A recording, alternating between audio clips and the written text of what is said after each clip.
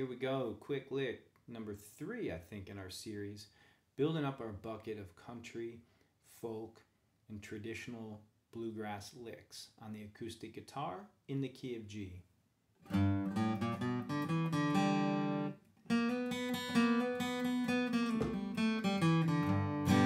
Alright, that's kind of like the first 2 licks we had, and here's today's.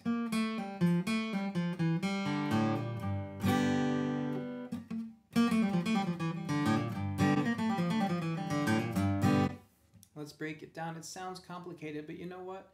All this is learning how to play guitar scales in patterns of groups of 3 notes for triplets or 4 notes for eighths or sixteenths. So triplet, triplet, triplet, triplet, that's a group of triplets for every time I tap my hand. Here's a group of sixteenths, 1 and a 2 and a 3 and a 4 and a. And here's a group of eighth notes, 1 and 2 and 3 and 4 and. The eighth notes and sixteenths are even numbered, so they they have a fast flowing feel to them. The triplets are not even numbered; they're in groups of 3, 6, or 9, and so you have a situation with the sixteenths where we get to do falling backwards in groups of 4. Here we go. Lick 1, B flat A G. Down, up, string 3, fret 3, string 3, fret 2, string 3 open, string 4, fret 3. Group number 2. You're just going to use that first finger, which you had used to press down that A tone. You're going to start with that now and go A, G, F, E.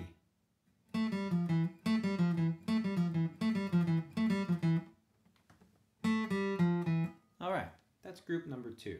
String 3, fret 2, string 3 open, string 4, fret 3, and string 4, fret 2. We've now got 2 groups, okay? And we can play them back to back. That in itself is a wonderful exercise, and you have to be able to do that to play the lick with the pull-offs. Group 3. We're going to break away from that pattern now and play some open strings. Very simple. Down on string 3, up on string 4, down on string 5, up on string 5, fret 1. Alright, last but not least, we got to land home in the G chord. So you're going to play a big old fat G note there on string 6, fret 3, and strum. So we have, you can use these fingers.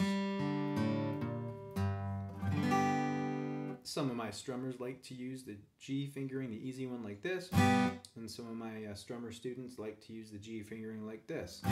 Whatever. Use whatever fingering feels right to you and feels right for the lick that you're playing. So here it is with all 3 groupings of 4 notes together. Group 1, 2, 3, 4.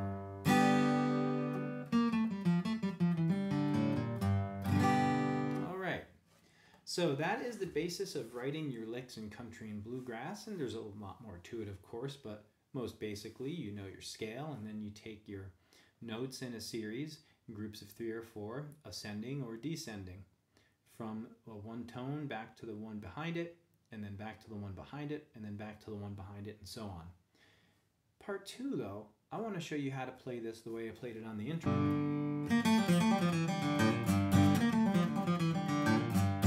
Alright, so to get this one rocking, it's actually easier to build up speed using these pull-offs. It's a little bit like cheating. Really great players, you know, don't really need to use pull-offs, but many of them do for flavor. Listen to Clarence White, Doc Watson, and Tony Rice.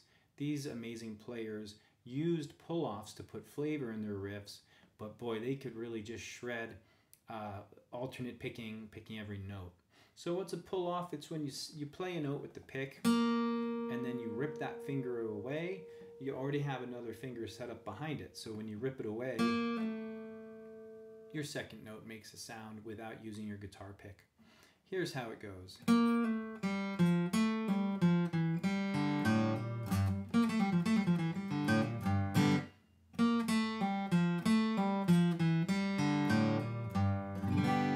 got the tab there as a guide. Down, up, pull, up. Group 1. Down, up, pull, up. Yes, my pick is moving during the pull, but I'm not using it. Down, up, pull off and miss the strings and go up. So down, up, pull, up. Group 2.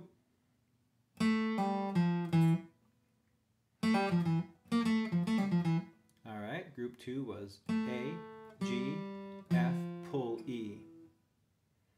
Sorry, it's A, pull, G, F, and E. So it's down, pull, down, up.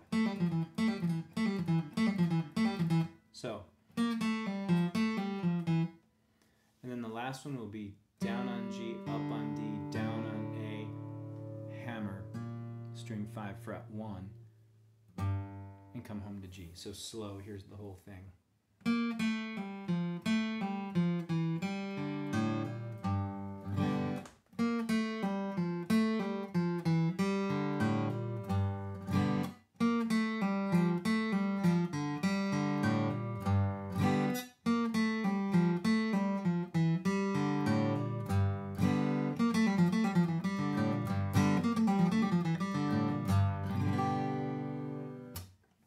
Be sure to combine this with the licks from my first 2 items in the Quick Lick video series as you build your country and bluegrass guitar skills.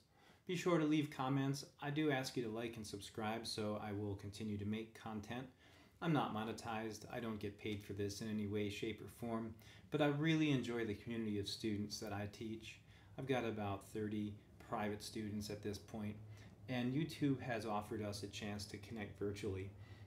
And to continue momentum and support between lessons.